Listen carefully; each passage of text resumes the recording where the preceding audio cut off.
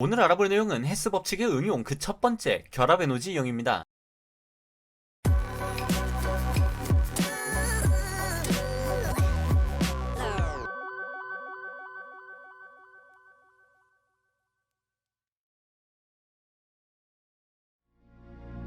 오늘은 지난 첫 번째 헤스 법칙 영상에서 예고한 대로 헤스 법칙을 실제로 사용하는 방법과 주의할 점 등에 대해서 알아보도록 하겠습니다. 만약 헤스 법칙이나 반응 엔탈피에 대해 모르신다면 추가적인 설명 없이 바로 본 내용에 들어갈 예정이니 따로 공부하고 오시거나 이전 영상을 참고해주세요. 헤스 법칙은 알려지거나 또는 실험으로 알아내기 쉬운 반응들의 반응 엔탈피 값을 이용하여 우리가 목표로 하는 반응의 반응 엔탈피를 계산해내는 방법이라고 알려드렸습니다. 여기서 말하는 알려지거나 또는 실험으로 반응 엔탈피를 알아내기 쉬운 반응들에는 대표적으로 몇 가지가 있는데, 오늘 영상에서는 그 중에서도 가장 기초적인 결합 에너지를 사용한 방법에 대해서 먼저 알아보겠습니다. 결합 에너지란 공유 결합으로 이루어진 기체 상태의 분자에서 두 원자 사이의 결합 일물을 끊어낼 때 필요한 에너지를 뜻합니다. 수소를 사용한 열화학 반응식을 예시로 설명해보면 이러한 분해 반응의 반응 엔탈피를 우리는 수소와 수소 사이의 결합 에너지라고 정의할 수 있죠.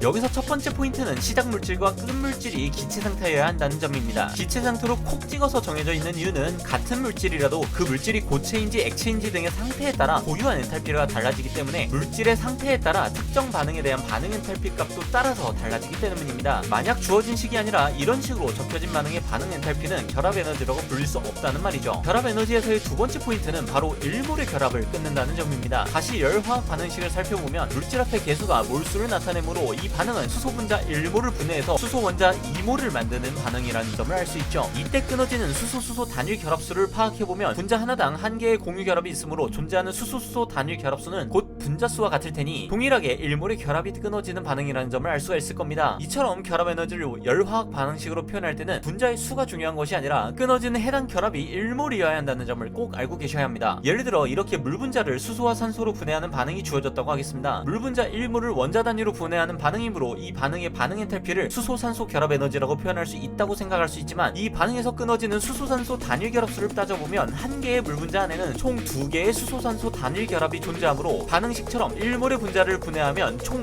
2몰의 단일 결합이 끊어진다는 점을 알 수 있죠. 따라서 이 반응의 반응 엔탈피는 수소산소 단일 결합 에너지의 2배로 표현해야 정확한 값이 됩니다. 결합 에너지에 대한 마지막 포인트는 단일 결합과 이중 결합 그리고 삼중 결합을 각각 다른 종류의 결합으로 생각해 주어야 한다는 점입니다. 탄소와 탄소 사이의 단일 결합의 경우 348kJ/몰의 결합 에너지를 가지고 있습니다. 여기서 탄소와 탄소 사이의 이중 결합의 결합 에너지가 몇이냐고 물어본다면 단일 결합의 2배인 696kJ/몰이라고 답하기가 쉽지만 그렇지 않다는 점입니다. 물론 옛 이야기에서 할 수 있듯이 나뭇가지 한 가닥은 부러뜨리기 쉽지만 그 수가 늘어날수록 부러뜨리기 어렵고 결국은 부러뜨릴 수 없는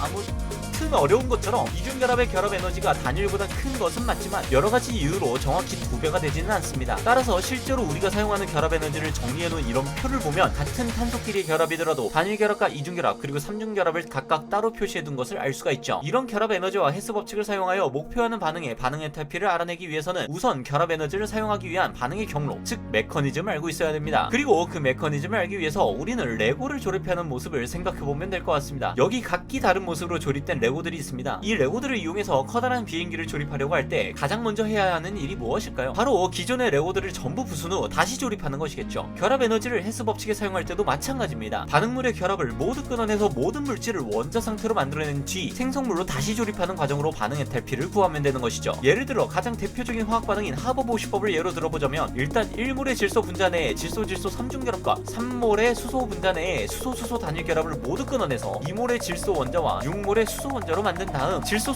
단일 결합을 통해 총 2몰의 암모니아 분자를 만들어내는 과정으로 설명할 수 있을 겁니다. 이때 이 단계에서 끊어지는 결합들을 살펴보면 일단 질소 3중 결합이 총 1몰 그리고 수소 단일 결합이 총 3몰만큼 끊어지게 되니 표시된 에너지의 차이는 질소 3중 결합의 결합 에너지와 수소 단일 결합 에너지의 3배만큼의 에너지로 표현할 수 있을 겁니다. 그리고 동일한 방법으로 다시 결합하는 이 단계의 반응 엔탈피를 따져보면 질소 단일 결합의 6배로 나타낼 수가 있겠죠. 그런데 여기서 주의할 점은 결합 에너지의 정의가 1몰의 결합을 끊는 데 필요한 에너지라는 점입니다. 분자들을 원자 단위로 쪼개는 첫 번째 단계에서는 결합 에너지의 정의처럼 결합을 끊어내는 반응이 진행되지만, 다시 합치는 두 번째 단계에서는 결합을 끊는 게 아니라 생성하고 있죠. 즉 결합 에너지의 정의와 반대되는 역반응에 대한 반응 엔탈피가 필요한 겁니다. 물론 이미 반응 엔탈피를 공부하고 오신 분들은 이것이 결합 에너지에서 부호만 바뀐 값이라는 것을 아실 테지만, 모르는 분들을 위해 간단히 설명을 붙여보겠습니다. 다시 잠깐 결합 에너지 정의 설명으로 돌아와서 이런 식으로 일몰의 결합이 끊어지는 반응의 반응 엔탈피를 결합 에너지로 부른다고 했죠? 그렇다면 이 반응의 역반응인 이런 반응의 반응 엔탈피는 어떻게 표현할 수 있을까요? 어차피 시작과 끝물질의 엔탈피는 상태에 따라 동일하기 때문에 이 반응은 그저 반응물과 생성물의 엔탈피 순서만 바꾼 셈이 되겠죠. 즉 결합 에너지와 크기는 같지만 부호만 달라진 값에 해당하는 점을 알 수가 있을 겁니다. 이처럼 열화학 반응식에서 어떤 반응의 좌우변을 바꾼 역반응에 해당하는 반응은 반응 엔탈피 값의 크기가 같으나 부호만 반대로 달라진다는 점을 기억하시면 되겠습니다. 다시 예시로 돌아와서 정리해보면 이 두 번째 반응은 결합을 끊어내는 반응의 역반응이니 질소수소 단일 결합 결합 에너지의 6배에 마이너스 부호를 붙여 반대로 표현하면 되겠죠. 결국 우리가 알고 싶은 반응의 반응 엔탈피는 이렇게 표현할 수 있을 겁니다. 결합 에너지를 헤스 법칙에 응용할 때는 어떤 반응이든지 반응물의 결합을 모두 끊어내어 원자를 만들고 다시 조립한다는 메커니즘이 동일하기 때문에 항상 비슷한 꼴의 계산이 등장하게 됩니다. 반응물의 결합을 모두 끊어내는 과정에서 반응물 내 모든 결합의 결합 에너지의 합을 구한 후 생성물 내 모든 결합의 결합 에너지의 합을 빼주면 되는 것이죠. 식으로 정리하면 이렇게 일반화시켜서 나타낼 수 있을 겁니다. 자, 오늘은 헤스 법칙을 사용하는 예시 중 한 가지인 결합 에너지 사용법에 대해 알아보았습니다. 이 이외에도 다른 다양한 방법들이 있으나 할 얘기가 너무 많아 오늘 영상도 너무 길어질 것 같으니 3편에서 나머지를 이어가도록 하겠습니다. 오늘은 그럼